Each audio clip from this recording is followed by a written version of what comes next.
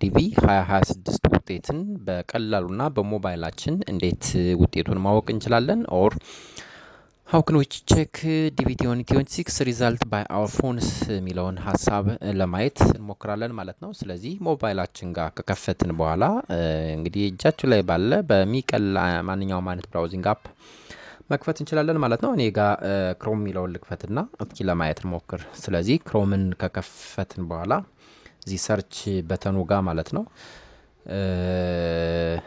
ኤሌክትሮኒክ ዳይቨርሲቲ ቪዛ ብለን ሰርች እናደርጋለን ማለት ነው። ኦኬ በዚህ መልክ ሰርች አደረኩት። ስለዚህ የተወሰነ ሳይዙን ከፍ አድርገው ስለዚህ እዚህ ጋር እንደሚመጣልን ማለት ነው መጀመሪያ ላይ የምናገኘው ፋይንዲንግ ኤሌክትሮኒክ ዳይቨርሲቲ ቪዛ ፕሮግራም ነው የሚለው። ስለዚህ ትክክለኛ ኦፊሻል የሆነ ሳይቱ መሆኑን ዩኤስ ዲፓርትመንት ኦፍ ስቴት .gov መሆኑን እሱን ቼክ ማድረግ ይጠበቅብናል ማለት ነው። ሚስ ላለመደረግ ነው። ስለዚህ መጀመሪያ ላይ ባጭሩ በዚህ ሰርች ስታደርጉ ወይም ደግሞ ኤሌክትሮኒክ ዳይቨርሲቲ ቪዛ ብላችሁ ሰርች ስታደርጉ መጀመሪያ ላይ የምታገኙት ፋይንዲንግ ያ ነው ማለት ነው። ስለዚህ እሱን ክሊክ እናደርጋለን። ኦኬ ክሊክ አደረኩት። ሰው ወደሚቀጥለው ፔጅ በዚህ መልክ ያመጣናል። ኤሌክትሮኒክ ዳይቨርሲቲ ቪዛ ፕሮግራም ቴንክ ዩ ሚል አይነት ፔጅ ነው። ስለዚህ ዝቅ ስትሉ ወደ ታች ማለት ነው ዲቪ ኢንትረንት ስታተስ ቼክ ሁለት አማራጮች ነው እዚህ ጋር የምታገኟቸው። አንደኛውና መጀመሪያ ላይ የተቀመጠው እዚህ በሞባይላችሁ ሰርች ስታደርጉ 2026 ኢንትረንት ስታተስ ቼክ፣ ሁለተኛ ላይ ደግሞ 2025 ኢንትረንት ስታተስ ቼክ። ስለዚህ ለምንድነው ሁለቱን እዚህ ጋር የተቀመጡ ብለን ትናስብ የ2025 ኢንትረንት ስታተስ ቼክ ወይም ደግሞ ለ2025 ኦልሬዲ የሞሉ ልጆች ማለት ነው እስከ መስከረም እዚህ ጋር እንደምታዩት ሴፕቴምበር 30 2025 ወይም መስከረም 30 2025 በፈረንጆቹ ማለት ነው እስከዛ ድረስ ቼክ የማድረግ እድል ስላላቸው ነው ማለት ነው። ስለዚህ ክፍት ነው ማለት ነው ኢንሾርት። the other one ግን አሁን ሪሊዝ የተደረገው ወይም ደግሞ እዚህ ሜይ 3 2025 ዛሬ ሜይ 5 ነው ወይም ደግሞ ሁለተኛ ቀኑ ነው ሪሊዝ ከተደረገ። ስለዚህ አሁን ቼክ የምናደርገው ግን የ2026 የሚለውን ነው ማለት ነው። ስለዚህ እነዚህ ሁለት ነገሮችን ማሰብ የሚጠበቅብን ስፔሲፊካሊ ኮዱን ሚስ እንዳናደርግ ነው። ለምሳሌ በ2025 ኢንትረንት ስታተስ ቼክ ማድረግ የሚችሉ ልጆች ማለት ነው የኮንፊርሜሽን ነምበራቸው የሚጀምረው 2026 ብሎ ነው ማለት ነው። 2025 ላይ ቼክ ማድረግ የሚጠበቅባቸው ሰዎች ደግሞ ኮዱ የሚጀምረው ወይም የሚስጥር ቁጥር ወይም ኮንፊርሜሽን ነምበር የሚባለው የሚጀምረው 2025 በሚል ሳቤ ነው የሚጀምረው ነው። ዞሮ ለዛ ዓላማ ካልሆነ ብዙ ስትሬት ፎርዋርድ ነው ማለት ነው። ኦኬ ስለዚህ ወደ ታች ዝቅ ካልን በኋላ ቼክ ስታተስ ነው የሚለው። ቼክ ስታተስ እንለዋለን ነው። ያው ክሊክ አደረኩት። ኦኬ ዌልካም ይላል። ኦፊሻል ፔጃቸው መሆኑን እንዳልኳችሁ እሱን ማረጋገጥ ይጠበቅብናል ማለት ነው። whether is it official page of the US department or not የሚለውን ማለት ነው። ስለዚህ ዌልካም ፔጅ ቀጣይ ሁለተኛ ሌብል ላይ የምታገኙት ኢንትረንት ስታተስ ቼክ ኢንስትራክሽኖቹ አሉ ነው። ቼክ ለማድረግ ስትፈልጉ እነዚህን ቼክ አድርጉ ነው። አንደኛው ጉዳይ ኢንትራንት ኮንፊርሜሽን ነምበር ወይም የሚስጥር ቁጥር የሚባለው እጃችሁ ጋር ሊኖራችሁ ይገባል ነው። በሁለተኛ ሌቭል ላይ ደግሞ የተቀመጠው እዚህ ጋር እንደምታዩት ላስት ኔም የሚባለው ጉዳይ ሊኖረን ይገባል ነው። ላስት ኔም ማለት እንግዲህ የአያት ስም እንደማለት ነው። የመጨረሻው ጉዳይ ደግሞ ይር ኦፍ በርዝ የተወለዳችሁበትን ወይም ደግሞ ፎርሙላይ አፕላይ በምታደርጉበት ሰዓት የተሞላውን ዓመተ ምህረት እሱን መያዝ ይጠበቅባችኋል ወይም መርሳት የለባችሁም ነው። ስለዚህ እነዚህ ነገሮች አሉኝ እኔ ጋር በሚል ኮንቲኒው እለዋለሁ።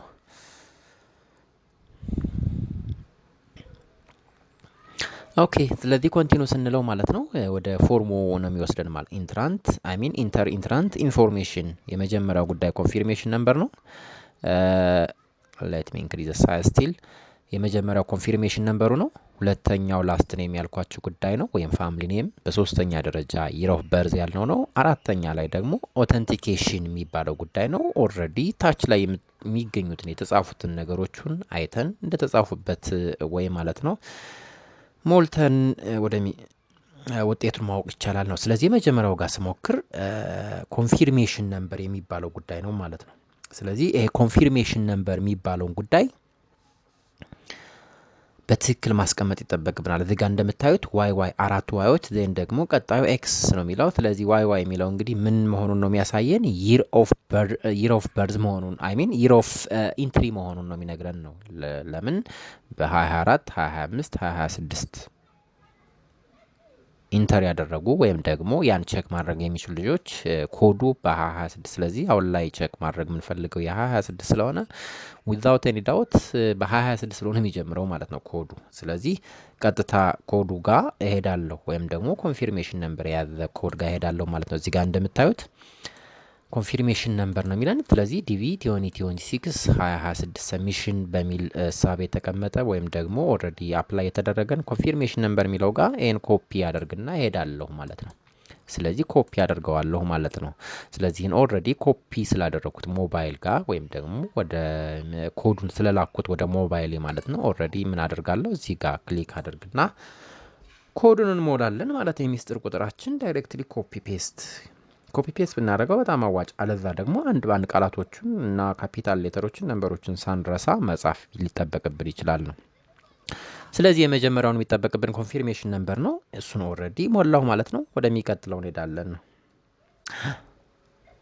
ሁለተኛ ሌቭል ላይ ያለው እንደምታዩት ላስት ወይንም ፋሚሊ ኔም የሚለውን ጉዳይ ማለት ነው።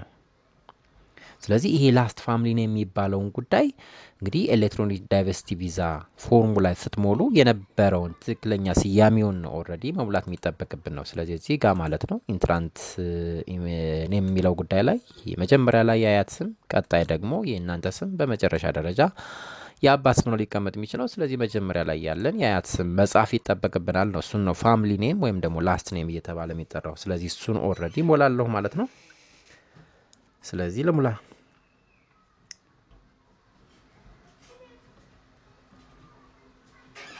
ይኸው በዚህ መልክ ሞላው።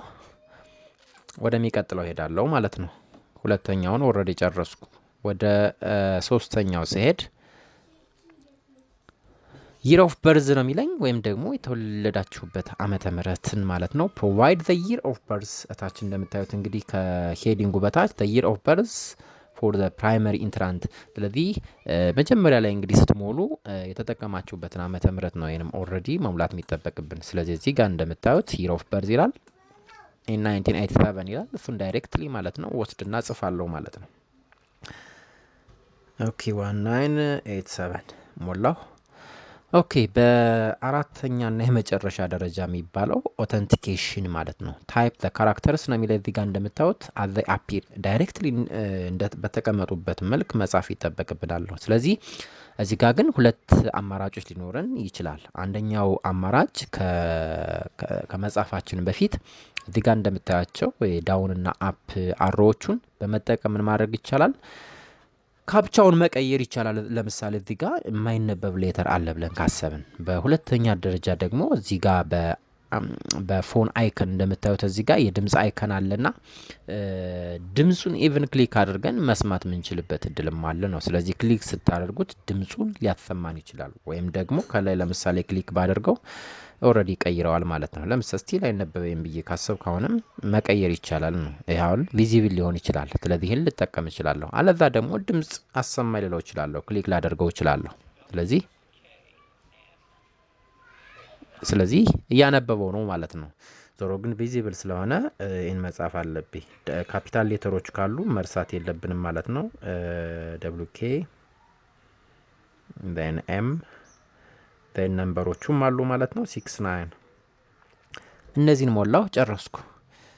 ስለዚህ ምንም ሚስ እንዳላደረጋችሁ እርግጠኛ ከሆናችሁ እና የሚጠበቅባችሁን ከሞላችሁ ማለት ነው የመጨረሻው ምን እንለዋለን ነው ወደ ውጤቱ ነው የሚወስደን ማለት ነው። ሰሚት እንለዋለን ማለት ነው። ሰሚት አልኩት። ሪዘልትስ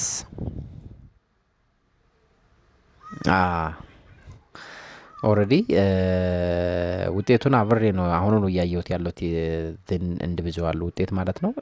so based on the ትንሽ ሳይዙን ጨመር ላድርገው።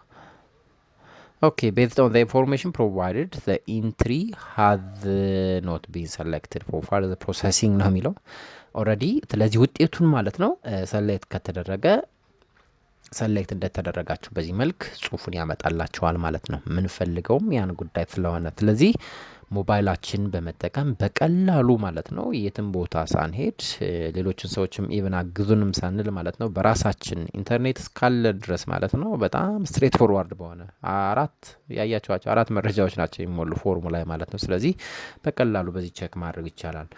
ኦኬ ሌላኛው መንገድ ስላችሁ እዚህ ጋር ኮንፊርሜሽን ነምበር ስናወራ ስለነበር ይሄ ኮንፊርሜሽን ነምበር ቢጠፋችሁስ ነው ወንም ብትረሱትስ ሌላ አማራጭ ነው ይሆን?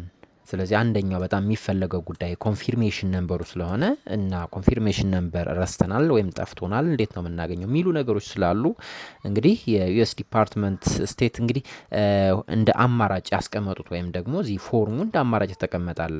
ያም ማለት ነው እስቲ ከላይ እንግባና እንየው ማለት ነው። በተመሳሳይ መልኩ ልግባ ኤሌክትሮኒክ ዳይቨርሲቲ ቪዛ ብዬ ሰርች ላድርገው።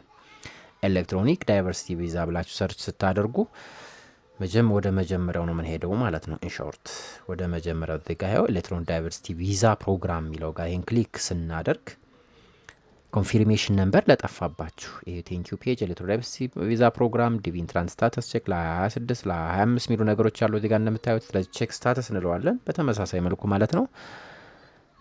ዌልካም ይላል ኢንትራንስ ስታተስ ቼክ ኢንስትራክሽን ስቲል ኮንቲኒ እንለዋለን ይሄንም ማለት ነው።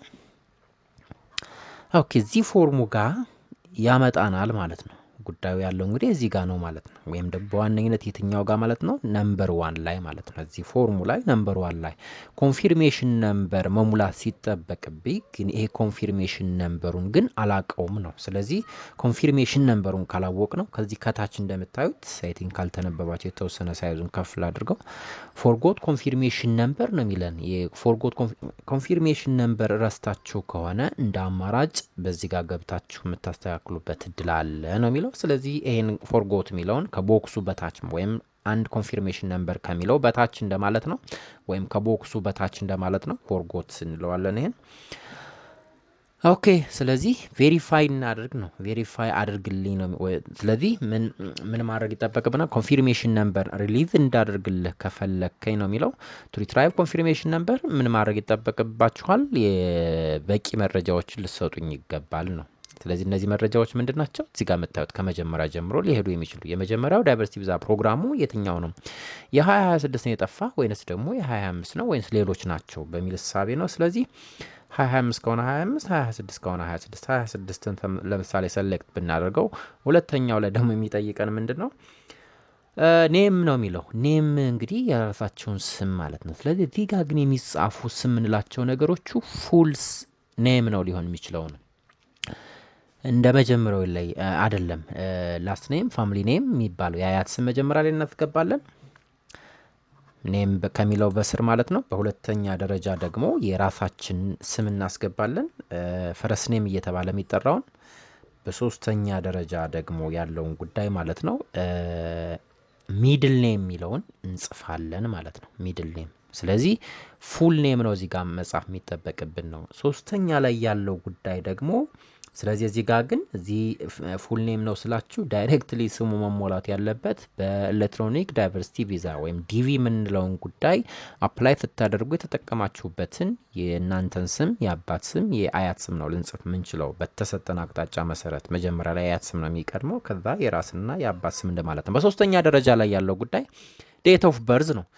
ዴት ኦፍ በርዝ የሚለውም አሁንም ይለያል ማለት ነው። ይር ኦፍ በርዝን ብቻ ለመዚህ ጋር እየጠየቅን ያለው። ስለዚህ ምን አለ እዚህ ጋር ይር ኦፍ በርዙ አለ ዴቱ አለ መንዙ መጻፍ አለበት። ይሄም ኤግዛክትሊ መጻፍ ያለበት ዲቪ ፕሮግራሙን ወይም ዲቪ አፕላይ በምታደርጉበት ሰዓት የተጠቀማችሁበትን ይር ኦፍ በርዝ ዴቱንና መንዙን ነው የምንጠቀም እንጂ እንዲሁ ፒክ አድርገን የምናስገባው አይደለም። ፒክ አድርገን ብናስገባው ማንኛውም አይነት ይር ዴትና መንዝ ብንጽፍ ኮንፊርሜሽን ነምበር አይሰጠንም ማለት ነው ስለማያውቀው ማለት ነው። ስለዚህ ይሄ በፈረንጆቹ የተጻፈና ፎርሙላ የተጻፈን እሱን ግን ማስታወስ ግን ሊጠበቅብን ይችላል። በሶስተኛ ደረጃ አራተኛ ላይ ያለውና በጣም ወሳኙም ተጨማሪ ማለት ነው የሚጠበቅብን ኢሜል አድሬስ ነው። ኢሜል አድሬስ አሁንም ብዙዎቻችን ሚስ የምናደርገው ጉዳይ ማንኛውም ኢሜል አይደለም። ይሄ ኢሜል ልንጠቀመው የምንችለው ኢሜል ማለት ነው ዲቪ ፕሮግራሙን ወይም ደግሞ ኤሌክትሮኒክ ዳይቨርሲቲ ቪዛ ፕሮግራሙን አፕላይ በምታደርጉበት ሰዓት የተጠቀማችሁት ኢሜል አድሬስን ነው። ምናልባት ሌሎች ሰዎች ወይም ዲቪ የሚያስሞሉ ባለሙያዎች ጋር ሄዳችሁ ካስሞላችሁ የነሱ ኢሜል ነው ሊሆን የሚችለው ሪትራይቭ ሊያደርጉት ወይም ኮንፊርሜሽን ነምበሩን ሊመልሱላችሁ ወይም እንዲመለስ ሊያደርጉ የሚችሉት የነሱን ኢሜል በመጠቀም ነው ሊሆን የሚችለው እንጂ ኤኒ ኢሜል አይደለም ነው። ስለዚህ ዲቪ አፕሊኬሽን ፎርሙ ላይ የተሞሉት መሆናቸውን መርሳት የለብንም ነው። በመጨረሻና አምስተኛ ደረጃ ላይ ተመሳሳይ ነው እንደመጀመሪያው አውተንቲኬሽን ነው። ስለዚህ እዚህ ጋር ያሉ አውተንቲኬሽን ምንላቸው ወይም ደግሞ እዚህ ጋር የተጻፉ ሌተሮቹን አንድ ባንድ ማለት ነው በተጻፉበት ፎርማት መሰረት ቁጥርና ነምበሮቹን ካፒታል ሌተር የሚያስፈልጋቸውን ተጠቅመን መጨረሻ ላይ ሰሚት እንለዋለን ነው። ስለዚህ ሰሚት ስንለው ዳይሬክትሊ የሚያመጣልን በሰጠኸኝ መረጃ መሰረት ኮንፊርሜሽን ነምበርህ በሚል እሳቤ መጀመሪያ ላይ ያስገባችሁት ሊሆን ይችላል። አለዛ ደግሞ የረሳችሁትን ኮንፊርሜሽን ነምበር ይሰጣችኋል። ይህን ኮንፊርሜሽን ነምበር ከመለሰላችሁ ወደ መጀመሪያው ስቴጅ ትሄዱና ኮንፊርሜሽን ነምበር፣ የአያት ስም፣ ይር ኦፍ በርዝ እና አውተንቲኬሽን ሞልቶ ሪዘልቱን ዲስፕሌይ ማድረግ ይቻላል ማለት ነው። አይ ቲንክ ይጠቅማቸዋል ብዬ አስባለሁ። ስለዚህ ዲቪ 2026 በራሳችን እና በሞባይላችን በመጠቀም በቀላሉ አት ኤኒ ፕሌስ አት ኤኒ ታይም ላይ ሆነን መሙላትና ውጤትን ማወቅ እንችላለን የሚለውን ጉዳይ ለማሳወቅ ነው። ስለዚህ መረጃው ይጠቅማ ብላችሁ ካሰባችሁ ላይክ፣ ሼር ኤንድ ሰብስክራይብ ማድረጋችሁን አትርሱ። በሌላ መረጃ እመለሳለሁ። እስከዛ ድረስ ሰላም ሁኑ። ባባይ